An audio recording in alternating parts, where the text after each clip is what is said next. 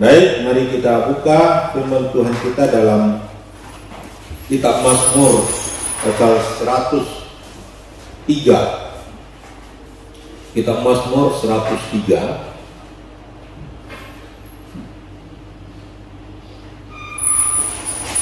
Kitab Mazmur 103 ayat pertama hingga ayat kelima saja. Ya.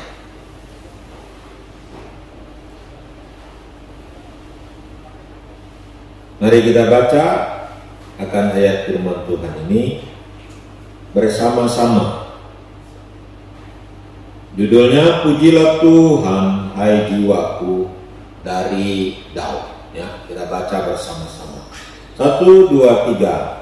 Pujilah Tuhan, hai jiwaku, pujilah namanya yang kudus, hai segenap batinku.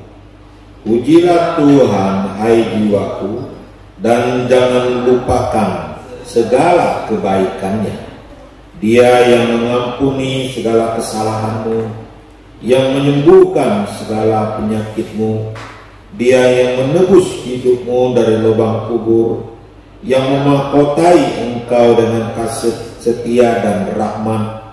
Dia yang memuaskan hasratmu dengan kebaikan, sehingga masa mudamu menjadi baru seperti pada burung raja wali. Ya. Nah, saudara-saudaraku dikasih oleh Tuhan, ada istilah pepatah yang sering diucapkan.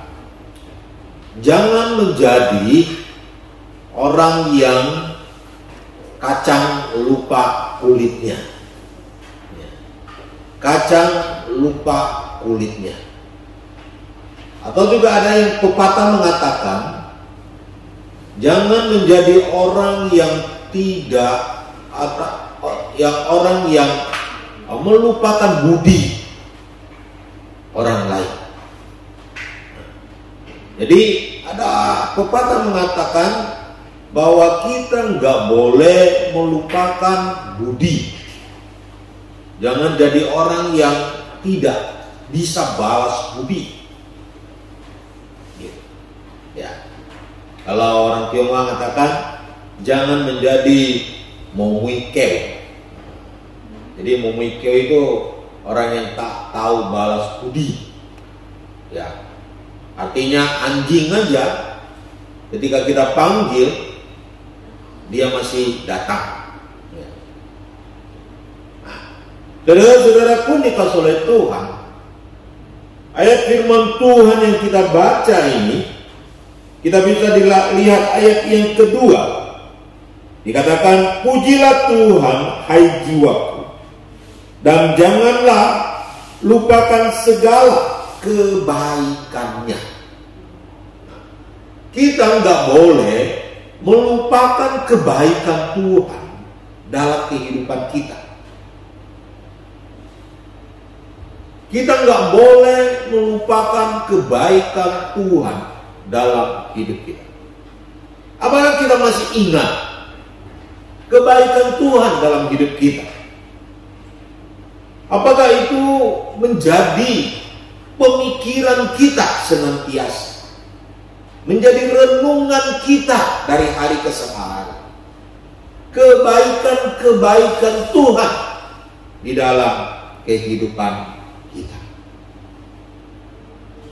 Kalau enggak, saudara-saudara, kita bisa melupakan kebaikan Tuhan.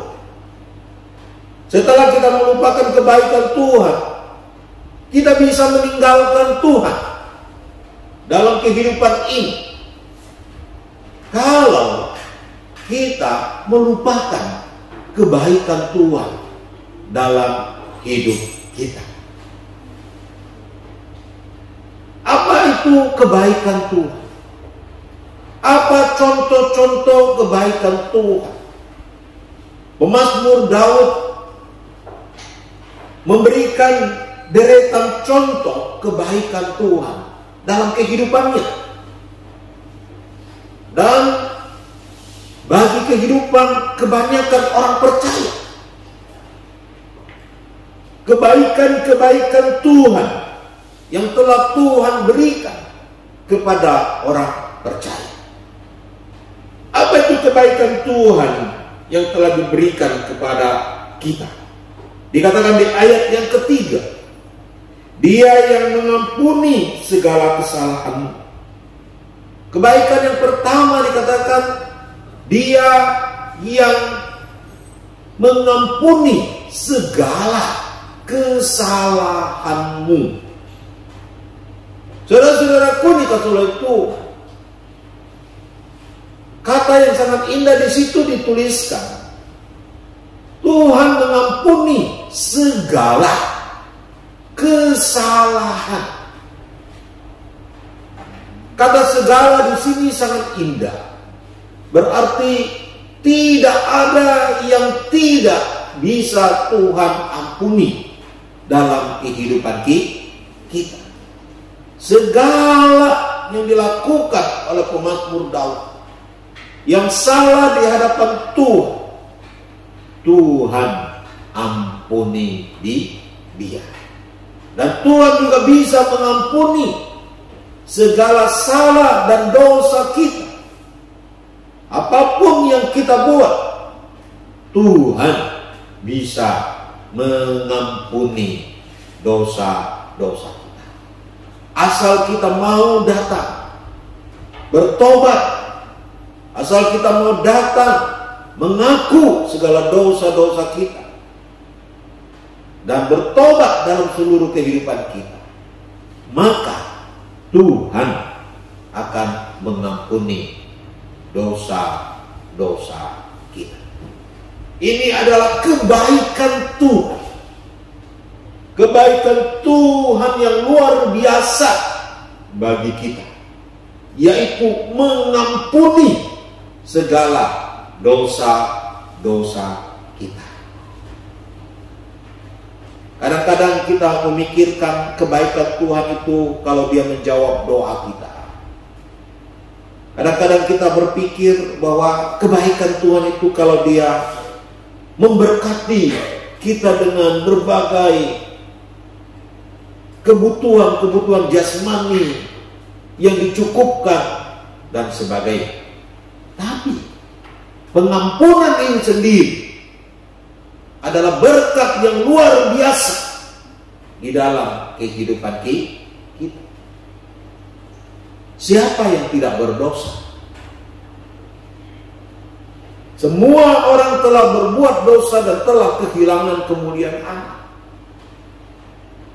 Dan kita tahu upah dosa adalah maut.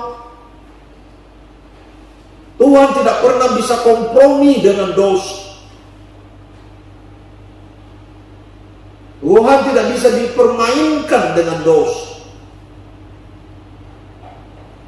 Dan Tuhan tidak bisa bersekutu dengan dosa itu sendiri. Dan Tuhan hanya bisa mengampuni dosa-dosa itu. Baru terjadi pemulihan. Baru terjadi persekutuan baru. Baru terjadi perdamaian. Kalau terjadi pengampunan diri sendiri. Saudara-saudaraku dikasih oleh Tuhan, jika Tuhan tidak mengampuni dosa kita, maka kita berada di dalam bahaya besar. Kita berada di dalam hukuman Tuhan. Kita berada di dalam objek penghancuran Tuhan. Kalau kita tidak mengalami pengampunan dosa dari Tuhan. Kita bersyukur pada Tuhan yang mengampuni segala dosa kita. Itulah kebaikan Tuhan yang sangat luar biasa bagi kita. Kalau Tuhan tidak mengampuni kita, mungkin hari ini kita tidak ada. Kita masih ingat cerita Nabi Nuh. Kalau bukan Tuhan mengampuni mungkin Nabi Nuh pun tidak ada.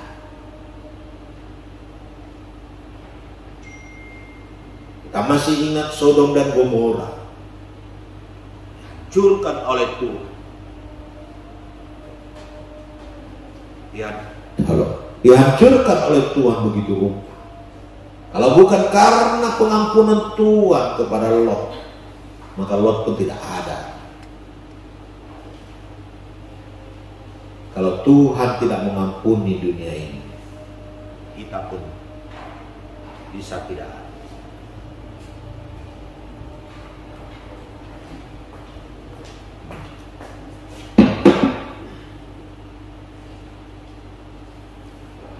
Yes. Ya. Nah, jadi itu kebaikan Tuhan yang pertama. Yang kedua kita melihat dikatakan Dia yang mengampuni segala kesalahanmu, yang menyembuhkan segala penyakitmu. Pemazmur Daud berkata bahwa Tuhan yang menyembuhkan segala penyakitnya. Saudara-saudaraku dikasihi oleh Tuhan, secara umum, adakah orang yang tidak pernah mengalami sakit? Mungkin kita berkata, kalau kita sakit, kita minum obat, kita sembuh. Mungkin kita berkata, kita sakit, kita pergi ke dokter, lalu dikasih obat, kita sembuh. Tetapi perlu diketahui, obat-obat yang ada itu datangnya dari Tuhan. Tuhan yang menciptakan obat-obat yang ada di dalam dunia ini. Kalau Tuhan tidak menyediakan obat-obat itu di dalam dunia ini, maka mungkin manusia akan sakit terus. Ya, ketika kita sakit perut, lalu tidak ada obat, gimana? Ketika kita sakit gigi, tidak ada obat, gimana? Ketika kita sakit mata, ketika kita sakit tidak ada obat, gimana? Dan sakit-sakit yang lain, kalau tidak ada obat, bagaimana? Ya. Tuhan yang menciptakan segala obat-obat itu sendiri. Dan karena kebaikan Tuhan, maka kita disembuhkan oleh Tuhan. Ya. Nah, saudara-saudaraku yang dikasihi oleh Tuhan Yesus, makanya kita perlu bersyukur. Ini kebaikan Tuhan. Kita nggak boleh melupakan kebaikan ini.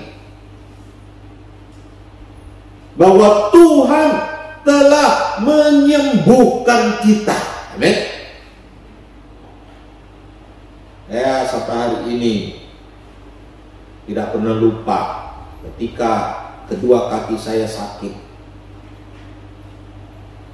dan Tuhan sembuhkan saya.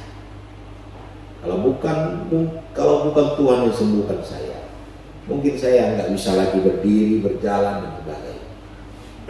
Mungkin saya menjadi orang seperti orang yang lumpuh, yang tiap hari duduk saja.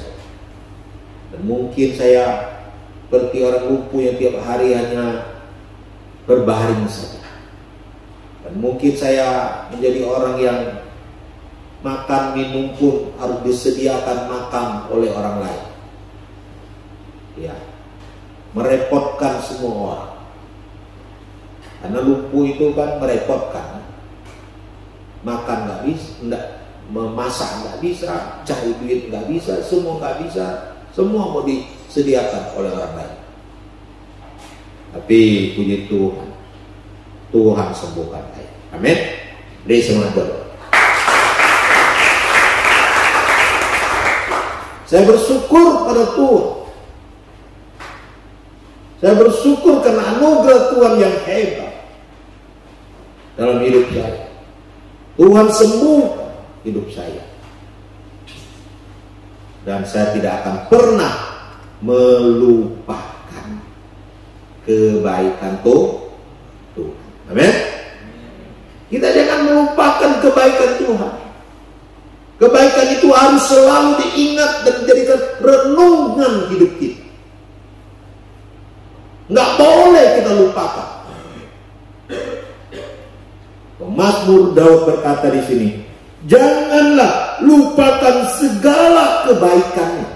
Jangan lupakan segala kebaikan. Jangan, dan jangan. Ingat terus, dan ingat terus kebaikan Tuhan itu di dalam kehidupan kita. Saya yakin kita semua pernah sakit, dan saya yakin kita percaya bahwa Tuhan telah sembuhkan kita. Amin. Ada yang melalui obat, ada yang melalui dokter, ada juga yang mungkin jatuh keseleo lalu diurut-urut, ya. Ada juga yang melalui doa langsung sembuh, bermacam-macam. Tapi prinsipnya adalah Tuhanlah yang telah menyembuhkan kita. Amin. Tuhanlah yang telah menyembuhkan kita. Maka kita enggak boleh lupa akan kebaikan Tuhan kepada kita. Enggak boleh. Harus diingat selalu kebaikan Tuhan yang ajaib itu dalam hidup kita. Selanjutnya, daftar kebaikan Tuhan. Apalagi yang Tuhan buat. Dikatakan Dia yang menebus hidupmu dari lubang kubur. Apa arti Dia yang menebus hidupmu dari lubang kubur? Ini mungkin berbicara bagaimana lubang kubur itu menggambarkan maut. Lubang kubur itu menggambarkan penyiksaan. Lubang kubur itu melambangkan bagaimana kebinasaan terjadi. Dan Tuhan menebus kita dari lubang kubur ini. Ya. Kalau Tuhan tidak mati di kayu salib menebus dosa kita, kita semua masuk neraka. Kita semua berada di dalam penghukuman yang kekal. Kita semua disiksa siang dan malam. Kita semua mengalami penderitaan yang tiada akhirnya. Dunia ini penderitaan masih ada akhirnya, ya. Kalau penderitaan di dalam neraka tidak ada akhirnya. Selama-lamanya mengalami penderitaan, mengalami penyiksaan. Tapi karena kebaikan Tuhan, Dia menebus kita dari lubang kubur. Dia menebus kita dari maut. Beri semangat Tuhan. Kita harus selalu ingat ini. Kita harus selalu menjadikan renungan dalam hidup kita. Bagaimana Tuhan telah menebus kita dari kebinasaan, dari lubang kubur.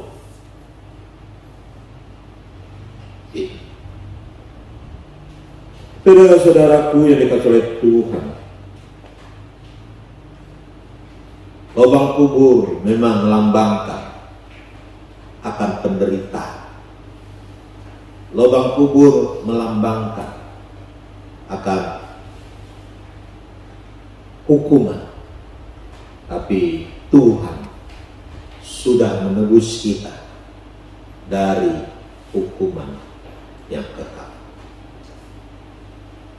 Kita harus ingat itu sekarang. Kemudian yang selanjutnya, apa yang Tuhan buat di dalam kebaikannya? Dikatakan yang memahkotai engkau dengan kasih setia dan rahmat. Kebaikan Tuhan dinyatakan dengan memberikan kesetiaan kepada kita. Tuhan selalu setia kepada kita. Kalau Tuhan tidak setia, mungkin kita sudah tidak ada hari ini. Ya. Kalau manusia itu sangat sulit setia. Ya. Ini ada di sini kita semua yang pernah pacaran, pernah mengalami ya. Bagaimana putus cinta, bagaimana dikhianati, ya, bagaimana dibohongi dan berbagai. Tapi Tuhan selalu setia. Kalau Tuhan tidak setia, mungkin kita sudah hancur hidup kita. Kenapa? Karena hidup kita ini, manusia itu sulit dicari yang konstan. Hidup manusia itu yang stabil, yang betul-betul stabil itu sulit.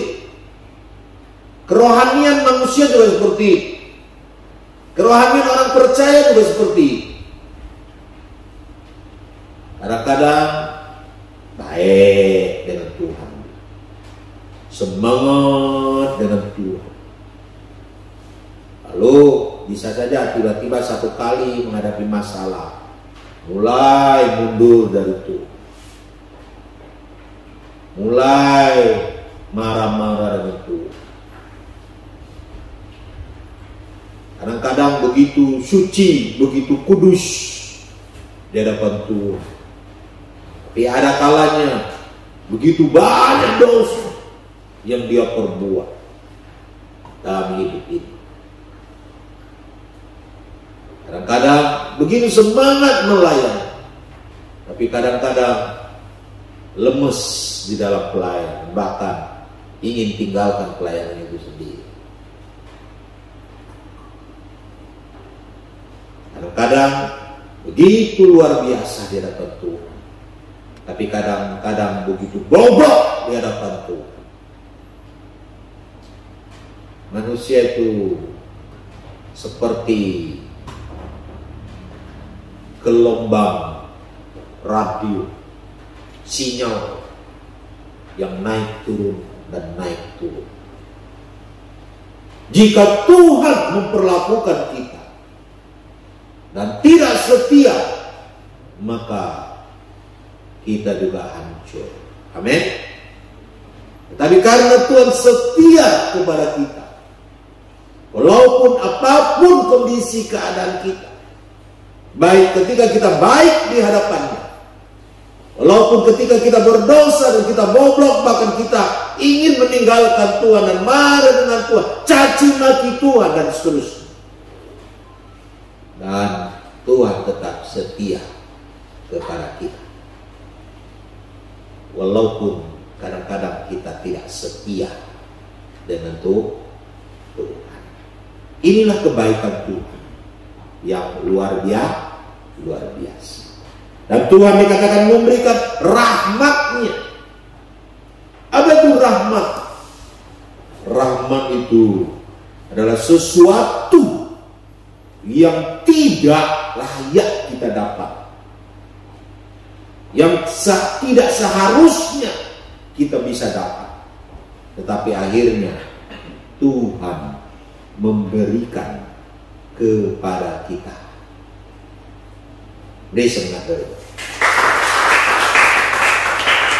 Apa yang tidak layak kita dapat, tetapi Tuhan memberikan kepada kita. Itulah kebaikan Tuhan. Kebaikan Tuhan. Kalau manusia sulit dicari, ya. Oh, dia layak dapat hukuman. Oh, dia nggak layak dapat penghargaan, dan seterusnya. Seterusnya dikatakan, apa kebaikan Tuhan? Selanjutnya dikatakan ayat kelima, Dia yang memuaskan hasratmu dengan kebaikan, sehingga masa mudamu menjadi baru seperti pada burung rajawan. Masa muda itu masa yang indah, kata orang. Masa muda, masa indah, hidup penuh dengan cita-cita. Dan banyak orang berkata masa muda adalah masa di mana kita menjadi masa kebanggaan, masa di mana penuh dengan produktivitas, di mana masa muda menjadi masa yang penuh dengan kekuatan, penuh dengan kemampuan untuk menggapai masa depan, masa tua yang indah. Itu masa muda. Ya, benar kadang-kadang terjadi. Makanya kadang-kadang ketika saya lihat anak-anak muda, kadang-kadang saya pikir, coba saya balik lagi ke anak muda gitu. Wah, sungguh indah, sungguh enak, sungguh nyaman. Penuh dengan semangat, penuh dengan optimisme, penuh dengan kekuatan, ya kan? Penuh dengan kemampuan yang pure power, gitu ya, anak-anak muda itu ya.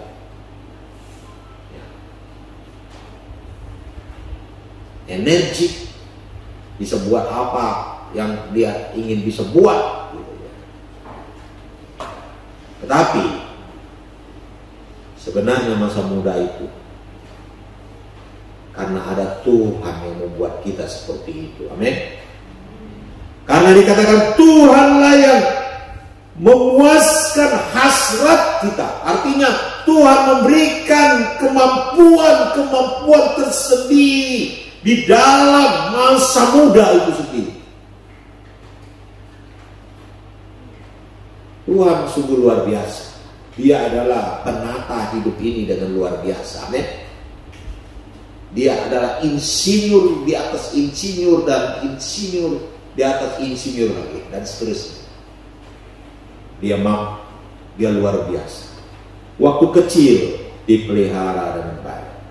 Pembentukan karakter, pembentukan segala sesuatu. Ketika mulai bertumbuh menjadi dewasa, di situ produktivitas luar biasa. Tetapi ketika menginjak masa tua, menjadi masa menikmati produktivitas itu sendiri. Sangat luar biasa. Tuhan atur sedemikian rupa hidup manusia. Makanya saudara-saudara, bagi engkau anak-anak muda, jika engkau gagal di masa mudamu, jangan harap di masa tuamu engkau akan enak hidupnya. Tapi ingat juga, masa muda itu bukan milikmu. Masa muda itu adalah milik Tuhan. Allah yang sanggup memberikan semangat, kekuatan, kesempatan, berproduktivitas, dan seterusnya. Makanya kadang-kadang tidak semua anak muda kita lihat hebat hidupnya. Ada anak-anak muda yang letih, lesu, loyo. Kita juga ada lihat anak-anak muda yang menuju kehancuran. Ketika berada di titik muda, belum tua aja sudah hancur gitu hidupnya, kacau balau hidupnya, melihat narkoba yang begitu merajalela hari-hari ini, minum-minuman merajalela, lalu setiap hari menjadi anak muda yang malas, hanya nongkrong saja di kafe-kafe, tidak ada produktivitasnya dengan baik, tiap hari hanya menjadi pecandu HP saja, pecandu nonton saja dan sebagainya. Dan juga kita lihat banyak sekali anak-anak muda menjadi pecandu gesrek motor yang bukan resmi. Kalau gesrek motor yang resmi dapat hadiah, ini tak ada hadiahnya, ini suka-suka saja. bahkan membahayakan nyawanya.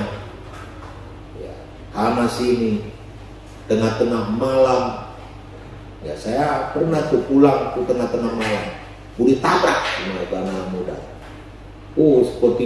Seperti keramaian apa aja. Saya pikir ada keramaian apa. Rupanya anak-anak muda itu gesrek sana sini. Tengah-tengah malam di jalan-jalan raya, menghabiskan waktu mereka seperti itu. Saudara-saudaraku yang dikasihi oleh Tuhan, bersyukur Tuhan memberikan semangat baru bagi kita, memberikan kekuatan baru bagi kita. Di masa muda kita memperolehnya dari Tuhan. Sehingga dikatakan kita seperti burung Raja Wali yang naik terbang tinggi. Burung Raja Wali itu melambangkan kekuatan yang sanggup naik terbang tinggi. Walaupun badai datang, angin, ribut datang, dia sanggup menghadapi semua itu. Anak-anak muda, Tuhan sanggup menjadikan engkau sebagai burung-burung Raja Wali yang naik terbang tinggi. Itulah kebaikan Tuhan. Jika hari ini kita kuat, hari ini kita hebat, di masa-masa muda kita, bersyukurlah karena Tuhan memberikan dekade itu bagi engkau, masa itu bagi engkau. Bersyukur karena itu adalah kebaikan Tuhan bagimu. Dan bersyukurlah pada Tuhan. Sebagai reaksi kebaikan kita pada Tuhan, apa? Kita memuji Tuhan. Pujilah Tuhan, hai jiwaku. Pujilah namanya yang kudus, hai segenap batin. Di tengah-tengah kebaikan Tuhan, kita perlu membalas kebaikan Tuhan, yaitu memuliakan Tuhan dalam kehidupan kita, meninggikan Tuhan dengan seluruh kehidupan kita. Amin. Mari kita bantu berdiri. Bapa Surgawi, kami bersyukur untuk firman. Kiranya firman-Mu ini menjadi berkat bagi kami. Kami diingatkan oleh kebaikan-kebaikan-Mu yang luar biasa bagi kami. Ajar kami membalas kebaikan-Mu. Ajar kami untuk tidak melupakan kebaikan-Mu dalam hidup kami. Ajar kami untuk memuji, meninggikan Engkau dengan segenap kehidupan kami. Terima kasih Tuhan. Kami bersyukur dan berdoa dalam satu nama Tuhan kami Yesus Kristus. Amin. Silakan.